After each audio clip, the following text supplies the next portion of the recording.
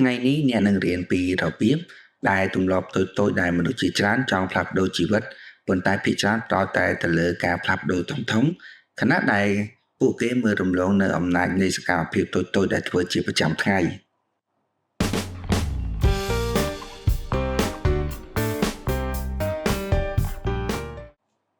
សម្រាប់ថ្ងៃនេះបើខ្ញុំប្រាប់អ្នកទាំងអស់គ្នាថាវាសនារបស់អ្នកក្នុងរយៈពេល5ឆ្នាំខាងមុខមិនត្រូវបានសម្រេចដោយសំណាងនោះទេក៏មិនត្រូវការបានសម្រេចដោយទេពកោសល្យហើយក៏មិនត្រូវការសម្រេចដោយឱកាសធំណាមួយដែរតែតម្រូវការដែលចាំបាច់នោះគឺការសម្រេចដោយរឿងតូចមួយដែលអ្នកបានធ្វើជារៀងរាល់ថ្ងៃនេះស្ដាប់ទៅវាពិតជាសាមញ្ញណាស់មែនអត់ប៉ុន្តែសូមគិតមើលតើអ្វីជាភាពខុសគ្នារវាងមនុស្សដែលចម្រើនជារៀងរាល់ឆ្នាំនិងមនុស្សដែលនៅតែមួយកន្លែងដដែលតើពួកគេមាន25ម៉ោងក្នុងមួយថ្ងៃឬតើពួកគេកើតមកជាមនុស្សពិសេសជាងអ្នកឬក៏មានអាថ៌កំបាំងណាមួយដែលមនុស្សភាគច្រើនមើលរំលងនៅក្នុងថ្ងៃនេះយើងនឹងស្វែងយល់ពីមេរៀនដ៏សំខាន់មួយដែលវាទាក់ទងនឹងវាសនារបស់អ្នកនឹងត្រូវបានកសាងឡើងដោយសកម្មភាពតូចៗដែលអ្នកបានធ្វើជាប្រចាំថ្ងៃព្រោះតែខ្ញុំបានដឹងថាមិនថាខ្ញុំឬអ្នកទាំងអស់គ្នាសុទ្ធតែចង់ផ្លាស់ប្ដូរនៅជីវិតរបស់យើងហ្នឹងឲ្យកាន់តែប្រសើរចង់មានលុយច្រើនជាងមុនចង់មានសុខភាពល្អចង់ទទួលបាននូវការជោគជ័យការគោរពនិងចង់មានទំនាក់ទំនងល្អប៉ុន្តែពួកយើងតែងតែរងចាំនៅការផ្លាស់ប្ដូរដ៏ធំមួយរឿងនេះគឺជារឿងរបស់ខ្ញុំពីមុនពួកយើងតែងតែគិតថាខ្ញុំនឹងចាប់ផ្ដើមនៅខែក្រោយខ្ញុំនឹងចាប់ផ្ដើមនៅពេលដែលខ្ញុំមានពេលវេលាគ្រប់គ្រាន់ខ្ញុំនឹងចាប់ផ្ដើមពេលដែលខ្ញុំត្រៀមខ្លួនរួចជាស្រេចប៉ុន្តែការពិតទៅគឺជីវិតមិនបានផ្លាស់ប្ដូរដោយសារតែការសម្រេចចិត្តធំណាមួយទេវាបានផ្លាស់ប្ដូរដោយសារតែទម្លាប់តូចៗដែលយើងបានធ្វើរៀងរាល់ថ្ងៃនេះដោយចាប់ផ្ដើមពីសកម្មភាពតូចៗទាំងអស់នេះហើយប៉ុន្តែដែលយើងបានធ្វើវាជាប្រចាំនោះវាក៏មានឥទ្ធិពលខ្លាំងជាងការខិតខំធំៗដែលយើងធ្វើម្ដងម្កាលមួយទំព័រនៅក្នុងមួយថ្ងៃ1ម៉ោងក្នុងការហាត់ប្រាណរយៈពេលខ្លីក្នុងមួយថ្ងៃសូម្បីតែកំណត់ដ៏ល្អមួយដែលយើងបានបញ្ចេញនៅក្នុងមួយថ្ងៃនេះឬក៏ទទួលបានវាពិតជាអស្ចារ្យមែនទែនសូម្បីតែមួយជំហានទៅមុខក្នុងមួយថ្ងៃហ្នឹងក៏វាបានធ្វើឲ្យយើងដើរទៅដល់គោលដៅនៅថ្ងៃណាមួយដូចគ្នាវាហាក់ដូចជាតិចតួចប៉ុន្តែពេលដែលវាសន្សំបដុំគ្នាជាច្រើនរាប់ខែនិងរាប់ឆ្នាំគឺនោះលទ្ធផលវានឹងអស្ចារ្យលើពីការស្មានទៅទៀតអ្វីដែលខ្ញុំចង់ឲ្យអ្នកទាំងអស់គ្នាដឹងនៅថ្ងៃនេះគឺអំណាចនៃការកើនឡើង 1% គឺអ្នកទាំងអស់គ្នាចាប់ផ្ដើមដោយសូមសម័យមួយថា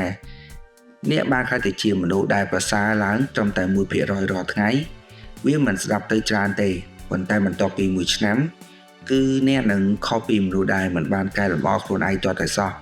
អ្នកបានទៅដល់ទីខ្ពស់ប៉ុន្តែពួកគេនៅតែកន្លែងដដែលនៅតែទាបជាងអ្នកភាពជោគជ័យគឺមិនមែនជាការលោតធំនោះទេវាគឺជាការឡើងតាមកម្មចដៅមួយកម្មម្ដងហើយទៅដល់ទីតាំងមួយដែលខ្ពស់ដែលយើងមិនធ្លាប់ទៅពីមុនរាល់សកម្មភាពនេះហើយគឺវាបានបង្ហាញអនាគតរបស់អ្នកនឹងកំពុងតែត្រូវបានបង្កើតនៅថ្ងៃនេះមានមនុស្សជាច្រើនអ្នកក៏ដូចជាមនុស្ស2នាក់មានអាយុ25ឆ្នាំម្នាក់អានសៀវភៅ10ទំព័រក្នុងមួយថ្ងៃម្នាក់ទៀតមិនបានអានអ្វីសោះមួយថ្ងៃគឺមិនបានឃើញភាពខុសគ្នានោះទេមួយសប្តាហ៍ក៏មិនបានឃើញអ្វីប្លែកខ្លាំងនោះដែរប៉ុន្តែ5ឆ្នាំក្រោយគឺមនុស្សទាំងពីរនឹងរស់នៅក្នុងពិភពមួយដែលខុសគ្នាទាំងស្រុងមិនមែនដោយសារតែសំណាងនោះទេដោយសារតែទម្លាប់ប្រចាំថ្ងៃដែលវាបានវឹកហាត់ខ្លួនអ្នកនឹងឲ្យកាន់តែប្រសើរឡើងតិចៗនេះហើយសូមកុំមើលងាយនៅសកម្មភាពតូចៗហ្នឹងមនុស្សជាច្រើនបាននិយាយថាត្រឹម10នាទីมันមានប្រយោជន៍ទេត្រឹម$5ដែលអ្នកទាំងអស់គ្នាបានសន្សំក៏មិនបានជួយអ្វីច្រើនដែរត្រឹមអានបន្តិចក៏វាមិនបានផ្លាស់ប្ដូរអ្វីទេប៉ុន្តែបញ្ហាគឺពួកគេវាតម្លៃសកម្មភាពតូចៗនេះដោយមើលតែលទ្ធផលភ្លាមៗពួកគេមិនបានមើលទៅលើអំណាចនៃការប្រមូលផ្ដុំឡើយទឹកមួយដំណក់មិនអាចបំពេញធុងបានទេប៉ុន្តែទឹករាប់ពាន់ដំណក់គឺអាចធ្វើបានដូច្នេះហើយគឺរាល់សកម្មភាពតូចៗនេះហើយដែលវាបង្កើននៅភាពប្រសើរឡើងរបស់អ្នកហើយវាបានបង្កើតនៅអត្តសញ្ញាណមួយឲ្យអ្នកទាំងអស់គ្នាបានឃើញអត្តសញ្ញាណថ្មីនោះហើយដែលកើតឡើងចេញពីទម្លាប់ថ្មីអ្នកមិនបានខ្លាយទៅជាមនុស្សដែលជោគជ័យភ្លាមដោយសារតែអ្នកសម្រេចចិត្តថាចង់ជោគជ័យនោះទេអ្នកខ្លាចទៅជាមនុស្សអ្នកដែលជោគជ័យដោយសារតែអ្នកបានចាប់ផ្ដើមធ្វើអ្វីដែលមនុស្សជោគជ័យផ្សេងទៀតបានធ្វើរាល់ពេលដែលអ្នកបានអានអ្នកកំពុងតែខ្លាចទៅជាអ្នករៀន រាល់ពេលដែលអ្នកបានហាត់ប្រាណគឺអ្នកកំពុងតែក្លាយទៅជាមនុស្សដែលមានវិន័យរៀងរាល់ពេលដែលអ្នករក្សានូវពាក្យសន្យាជាមួយខ្លួនឯងគឺវាបានបញ្ជាក់ថាអ្នកកំពុងតែក្លាយទៅជាមនុស្សដែលអាចទុកចិត្តបានចាប់ផ្ដើមធ្វើអ្វីដែលអ្នកចង់ធ្វើនៅពេលឥឡូវនេះកុំរងចាំអារម្មណ៍នេះគឺជាកំហុសដ៏ធំបំផុតរបស់មនុស្សភាគច្រើនគឺពួកគេរងចាំអារម្មណ៍ចង់ធ្វើពួកគេរងចាំនៅការលើកទឹកចិត្តសូម្បីតែពួកគេនឹងរាល់ថ្ងៃក៏រងចាំនៅថ្ងៃណាមួយដែលមានធម៌ពលគ្រប់គ្រាន់ក្នុងការចាប់ផ្ដើមប៉ុន្តែមនុស្សដែលបានផ្លាស់ប្ដូរនៅវាសនារបស់ពួកគេបាននោះគឺធ្វើអ្វីដែលត្រូវធ្វើទោះបីជាមិនចង់ធ្វើក៏ដោយវិន័យគឺធ្វើរឿងត្រឹមត្រូវសូម្បីតែពេលដែលមានអារម្មណ៍មិនចង់ធ្វើវាប្រៀបដូចជាមនុស្សធម្មតាសួរថាតើខ្ញុំអាចទទួលបានអ្វីលឿនបំផុតប៉ុន្តែមនុស្សដែលទទួលនៅបានជោគជ័យវិញគឺសួរថាតើខ្ញុំអាចធ្វើអ្វីបានរាល់ថ្ងៃនេះហើយវានឹងផ្ដល់ជាប្រយោជន៍អ្វីមកឲ្យពួកយើងវិញមួយទៀតនោះគឺមនុស្សធម្មតាផ្ដោតទៅលើគោលដៅប៉ុន្តែមនុស្សដែលជោគជ័យគឺផ្ដោតទៅលើប្រព័ន្ធពួកគេដឹងថាបើប្រព័ន្ធត្រឹមត្រូវគឺលទ្ធផលនឹងមកតាមក្រោយដូច្នេះហើយសម្រាប់អ្នកទាំងអស់គ្នានៅក្នុងថ្ងៃនេះគឺចាប់ផ្ដើមដោយជំហានសាមញ្ញ5យ៉ាងតែប៉ុណ្ណោះគឺវានឹងផ្លាស់ប្ដូរនៅវាសនារបស់អ្នកទាំងអស់គ្នាដោយអ្នកទាំងអស់គ្នាអាចចាប់ផ្ដើមពីចំណុចទី1គឺទាក់ទងនឹងការជ្រើសរើសទម្លាប់ល្អណាមួយទី2គឺធ្វើវារៀងរាល់ថ្ងៃទោះបីត្រឹមតែ5នាទីក៏ដោយសម្រាប់ទី3គឺកាត់ត្រានៅការរីកចម្រើនរបស់អ្នកទាំងអស់គ្នានឹងព្រោះតែវានឹងឲ្យអ្នកទាំងអស់គ្នាបានឃើញជាលទ្ធផលក៏ដូចជាការលើកទឹកចិត្តនិងជំរុញ